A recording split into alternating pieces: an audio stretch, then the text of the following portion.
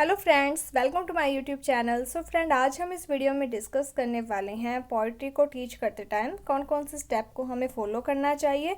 उससे रिलेटेड अगर आपका क्वेश्चन आता है उसके बारे में, जो कि आपका यूनिट 4 का टॉपिक है। ये आपकी बीएड फर्स्ट ईयर या सेकेंड ईयर में अगर आपने इंग्लिश सब्जेक्ट लिया है तो उसमें ये क्वेश्चन ज़रूर पूछा जाता है, pedagogy of English.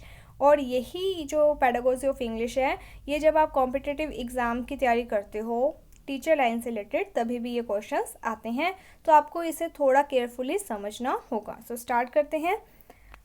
Teaching of poetry also need elaborate planning just like a prose lesson. जैसे कि हम प्रोज लेसन के लिए प्लानिंग करते हैं, वैसे ही हमें जब पोइम को टीच करवाना है तो उसके लिए भी प्लानिंग करनी होगी। The important steps in planning a poetry lessons are given below. कौन कौन से स्टेप्स होते हैं? तो सबसे पहले हमें एम सेट करने होते हैं। एम 2 टाइप्स के होते हैं, एक होते हैं जनरल एम और एक होते हैं स्पेसिफिक एम। जनरल एम्स वो होते हैं जो कि लाइफ टाइम काम आते हैं। आपको जो मेन बातें सिखाई जाती है, जैसे कि आपको अगर हिंदी पढ़नी आती है, इंग्लिश पढ़नी आती है, तो ये आपके लाइफ टाइम काम आते हैं। स्पेसिफिक एम क्या होते हैं? जो कि आपको उस क्लास में ज़्यादा इंपॉर्टेंट हो जाते हैं। जैसे कि अगर आपने कोई पोइम सीखी है तो उस पोइम में जो क्वेश्चन आंसर अगर आपको सही तरीके से समझ में आ जाते हैं, उस पोइम के थ्रू आप क्वेश्चन आंसर कर लेते हो, तो वो होता है स्पेसिफिक एम। जनरल एम, जब आपको उस पोइम को अच्छे तरीके से पढ़ना आ जाएगा, आप उसके जो सुर लय ताल रिदम राइम इसे अच्छे तरीके से पढ़ सकते हो, तो वो जनरल एम में आ जाते हैं। सो स्टार्ट करते हैं। General aim of teaching poetry. First है to enable the pupil to read a poem loudly with proper intonation and enjoy its rhythmic beauty. कि बच्चा पोइम को अच्छे तरीके से जोर जोर से पढ़ना सीख सके, इंटोनेशन के साथ, उतार चढ़ाव जो सुर लय ताल होते हैं उसके साथ अच्छे तरीके से वो उसे पढ़ सके और इन्जॉय कर सके उसकी रिदमिक ब्यूटी को। To enable the pupil to understand and appreciate the poet style and imagination. बच्चा पोइट का जो स्टाइल लिखा गया है उसको अच्छे तरीके से समझ सके, उसे अप्रिशिएट कर सके और इमेजिनेशन पावर यानी कि इमेजिनेशन कर सके। To enable the student to recite a poem individually and the collectively. बच्चे पोइम को अकेले भी और एक ग्रुप में अच्छे तरीके से रिसाइट कर सके। To enable the pupil to understand the subtle thoughts convey by the poet. Poet के द्वारा जो थॉट्स कन्वे किए गए हैं, बच्चा उसे अच्छे तरीके से समझ सके। To enable the pupil to enjoy a poem its poetic beauties and to develop a taste and love for poetry. जो बच्चा है वो पोइम को एंजॉय कर सके, उसकी जो पोइटिक ब्यूटी है उसे एंजॉय कर सके, बच्चे में एक टेस्ट डेवलप हो, पोइट्री के प्रति उसका जो लव है वो डेवलप हो जाए। इसके बाद नेक्स्ट है to develop pupils imagination and their aesthetic power. बच्चा की जो इमेजिनेशन पावर है वो डेवलप हो जाए, उसके एस्थेटिक जो पावर है, पोइम में जो ब्यूटी है उसे वो समझ सके, ऐसी सब चीज़ें उसमें डेवलप हो जाए। तो ये सब हैं उसके जनरल एम टीचर के। सेकंड है specific aim of teaching English poetry. अब स्पेसिफिक एम कौन से हैं? टू अप्रिशिएट द पोइम, कि बच्चा पोइम को अप्रिशिएट कर सके। To recite the poem with correct rhyme and rhythm. बच्चा पोइम को प्रॉपर राइम और रिदम से रिसाइट बोल सके। To understand the central idea of the poem. Poem का जो मेन केंद्रीय भाव है उसे बच्चा अच्छे से समझ सके। To understand the message of the poem. Poem में क्या मैसेज दिया गया है, बच्चा उसे अच्छे से समझ सके। तो ये हो गए आपके स्पेसिफिक एम। अब है प्रिपरेशन फॉर द लेसन। अगर आपका क्वेश्चन प्रोज से रिलेटेड आता है कि अगर आपको प्रोज करना है, यानी कि प्रोज अगर आपको पढ़ाना है तो कौन से स्टेप फॉलो करने हैं, या फिर आपको पोइम पढ़ानी है तो कौन से स्टेप फॉलो करने हैं, तो सेम यही पॉइंट्स आप वहाँ पर लिख सकते हो। अंदर की बातें थोड़ी बहुत चेंज होगी बट पॉइंट्स आपके सेम ही रहेंगे। तो फर्स्ट है प्रिपरेशन फॉर मटेरियल ऐड, कि जब भी आप कुछ पढ़ाते हो तो आपको कुछ मटेरियल एड्स को प्रिपेयर करना चाहिए। Generally a wall picture is a useful aid. सबसे पहले तो क्या है कि आप वॉल पिक्चर का यूज़ करो। सम पिक्चर्स में be used for intercalation as well. तो क्या है कि पिक्चर्स के थ्रू बच्चा अच्छे तरीके से समझ पाता है, इसलिए हमें क्या है कि पिक्चर्स का यूज़ करना चाहिए। The teacher can do without picture if the word picture in the poem are vivid and effective. अगर कोई बुक है या पोइम है उसमें पहले से ही वर्ड पिक्चर है तो टीचर उसके थ्रू भी समझा सकते हैं, उसे अलग से पिक्चर्स यूज़ करने की ज़रूरत नहीं पड़ेगी। तो मेन क्या है? प्रिपरेशन फॉर मटेरियल ऐड, कि जब भी आपको कुछ पढ़ाना है तो आप मटेरियल ऐड का ज़रूर यूज़ करें। अगर आप पिक्चर्स का यूज़ नहीं कर सकते तो आप ब्लैक बोर्ड पर कोई ड्राइंग कर सकते हो इस तरीके से। नेक्स्ट पॉइंट है नॉलेज एज्यूम और प्रीवियस नॉलेज। जब भी आप बच्चों को कुछ भी पढ़ा रहे हो तो आपको बच्चों की जो प्रीवियस नॉलेज है, उसके बारे में ज़रूर पता होना चाहिए। ऐसा नहीं है कि आप बहुत हार्ड लैंग्वेज पढ़ा रहे हो और बच्चे को वो लैंग्वेज तक बच्चा अभी पहुंचा ही नहीं है, उसकी मेंटल स्टेटमेंट अभी इतनी नहीं है कि वो डिफ़िकल्ट वर्ड को समझ सके। तो आपको बच्चे का पहले मेंटल स्टेट उसकी क्या है, तो एज के अकॉर्डिंग आपको उसे पढ़ाना है। Their age, previous experience, stage of development are important consideration, कि जब भी आप कोई पोएम वगैरह पढ़ा रहे हो तो उनकी एज क्या है, उनको प्रीवियस एक्सपीरियंस कितना है, उनका स्टेज क्या है डेवलपमेंट का, इन सब बातों को ध्यान में रखना जरूरी होता है। The matter of the poem should be connected with their life experience, जो भी आप पढ़ा रहे हो वो सब बच्चे के लाइफ से जुड़ा हुआ, लाइफ के एक्सपीरियंस से जुड़ा हुआ होना चाहिए। Their feeling about their experience and their memory, जो भी आप पढ़ा रहे हो वो बच्चा रियल लाइफ में एक्सपीरियंस कर चुका हो, उसे उनके बारे में कुछ नॉलेज हो, कुछ याद हो, कुछ फीलिंग्स हो, ऐसा कुछ आपको उस तरीके से पढ़ाना चाहिए। इसके बाद नेक्स्ट आपका आएगा इंट्रोडक्शन। तो सबसे पहले आपने क्या किया कि जब भी आपने पढ़ाना है तो आपने मटेरियल ऐड यूज़ किए। देन आपको क्या करना है, सबसे पहले आपने मटेरियल ऐड को प्रिपेयर कर लिया कि आपको इन सब चीज़ों का यूज़ करना है पढ़ाने के लिए। देन आपने देखा कि बच्चों की प्रीवियस नॉलेज क्या है, उससे आपको एज्यूम करना है, उस बेस पर आपको अपनी लैंग्वेज का यूज़ करना है। थर्ड अब क्या है, इंट्रोडक्शन। अब आपको बच्चों के सामने उस पोइम से रिलेटेड जो मेन बातें हैं इंट्रो देना है। ज़रूरी नहीं आपको सारी ही बातें लिखनी है, बस आपको पॉइंट्स है जो उन्हें अच्छे से समझना है ताकि आप उसमें लिख सको पॉइंट्स के अंदर जो भी आपको सही बातें लगती हैं। Introduction, we had seen the importance of introduction in teaching a prose lesson according to Thomson and the White और poetry lessons can be introduce in 3 ways. 3 तरीक़ों से आप इंट्रोडक्शन कर सकते हो। पहला, the best method is to give a parallel poem to draw attention of the pupil to create subtle atmosphere for the teaching of poetry। पहला तो क्या है बेस्ट मेथड कि आपको parallel poem to draw attention, जिससे कि क्या आपको पैरेलल पोइम पढ़ानी चाहिए जिससे कि आप बच्चों के अटेंशन से जो उसे ले सकते हो। एक ऐसा सुटेबल जो एटमॉस्फेयर है वो आपको क्रिएट करना चाहिए पोइम पढ़ाते टाइम। सेकंड मेथड क्या है, to give a gist of the poem to be taught, कि जो मेन बात है पोइम की वो आपको पहले बतानी है। The teacher may also put 1 or 2 question on what he had said, और जो भी उसने मेन बात बताई है उसके बेस पर वो 1 या 2 क्वेश्चन भी पूछ सकता है। इसके बाद थर्ड है, the third method is to give an introduction of the poet whose is going to be taught. सबसे पहले आपको पोइट के बारे में बता देना है जिसके बारे में आप पढ़ाओगे, जिसकी पोइम आपको पढ़ानी है। The प्यूपिल may be acquainted with the style and the characteristic of the writing of the poet, जिससे कि बच्चों को पोइट का राइटिंग स्टाइल के बारे में पता चल सके। Their attention should be draw to this characteristics which they are going to find in the poem, जिसके बेस पर बच्चे उस पोइम में जो भी मेन बातें आपने बताई हैं उसे ध्यान से सुनते हुए उसे फाइंड आउट कर सकें। तो ये 3 मेन चीज़ें होती हैं। According to Menon and Patel, the introductory talk may be given in the mother tongue. जो भी आप पोइम के बारे में इंट्रोडक्शन दे रहे हो वो ज़्यादातर आपको किस में होना चाहिए, मदर टंग में होना चाहिए। इंग्लिश में आपको पोइम पढ़ानी है बट जो भी मदर टंग बच्चों की है उसमें आपको सबसे पहले थोड़ा बहुत इंट्रोडक्शन देना है। इसके बाद है statement of M.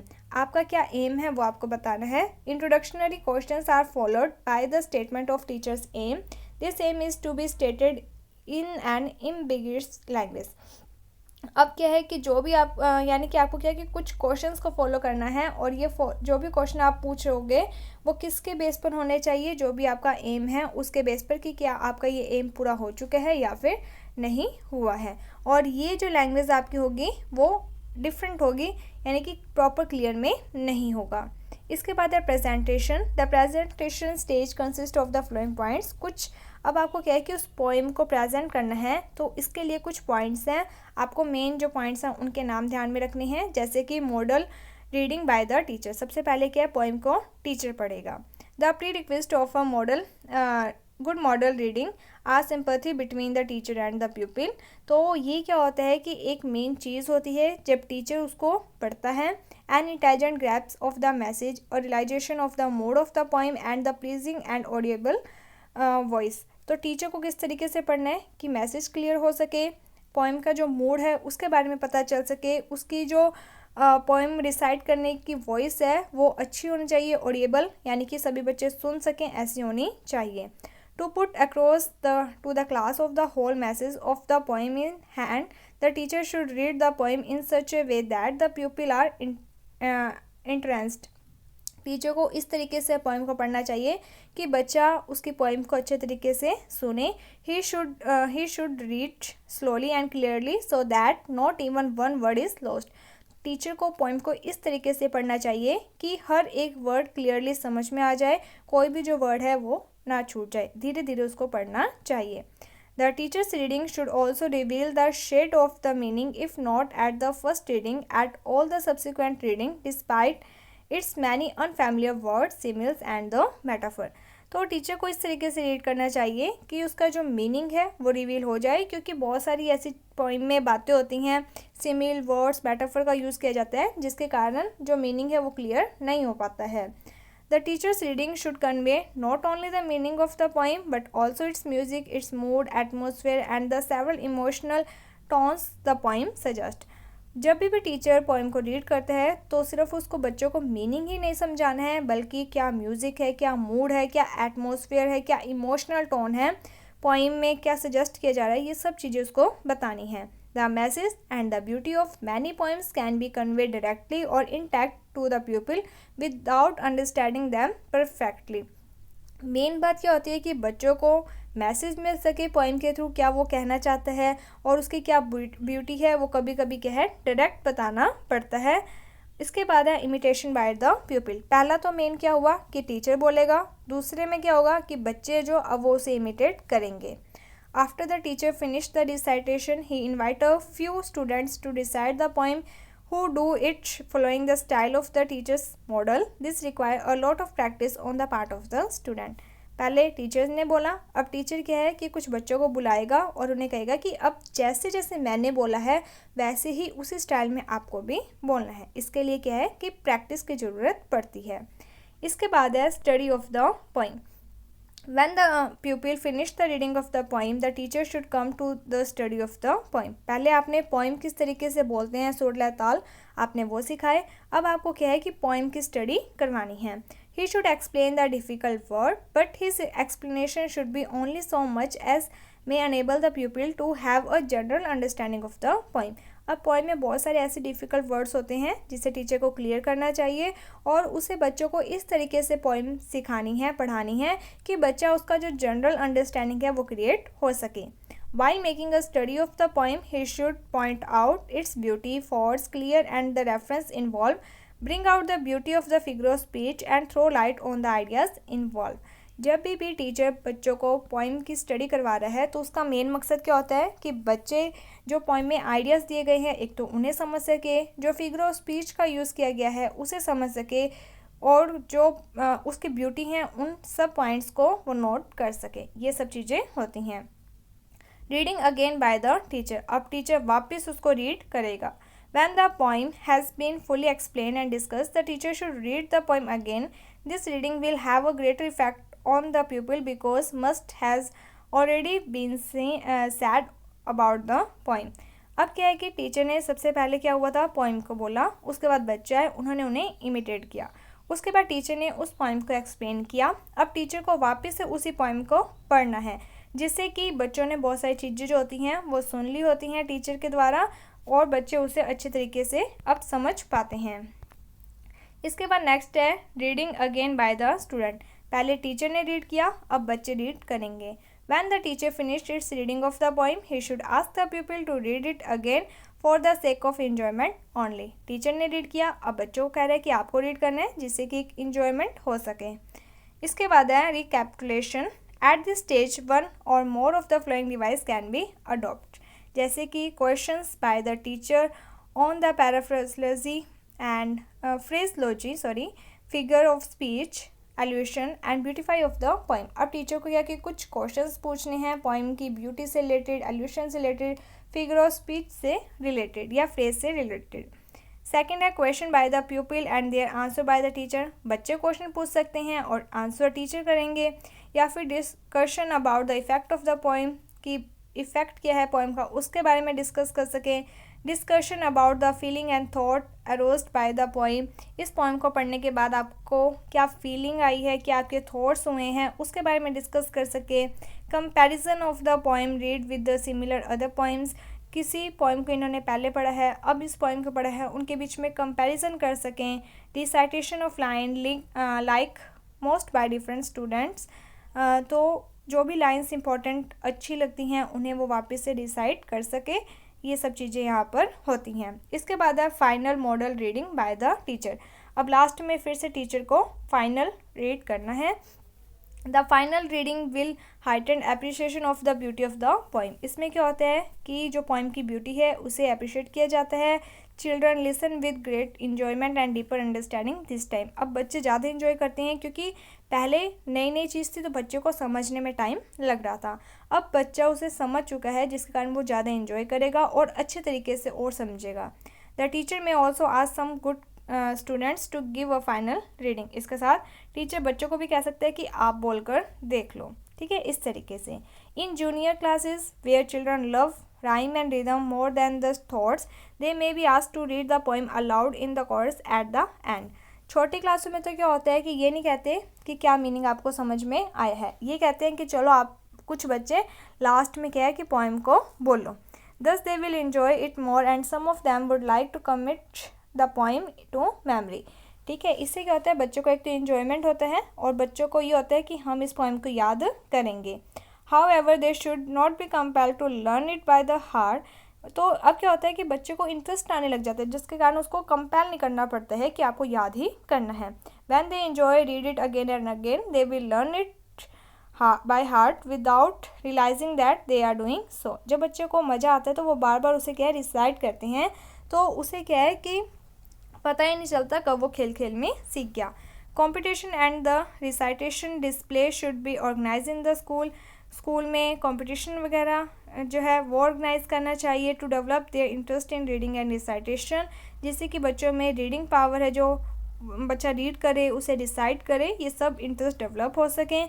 Poetry from its earlier days was meant for recitation and the singing and not for reading.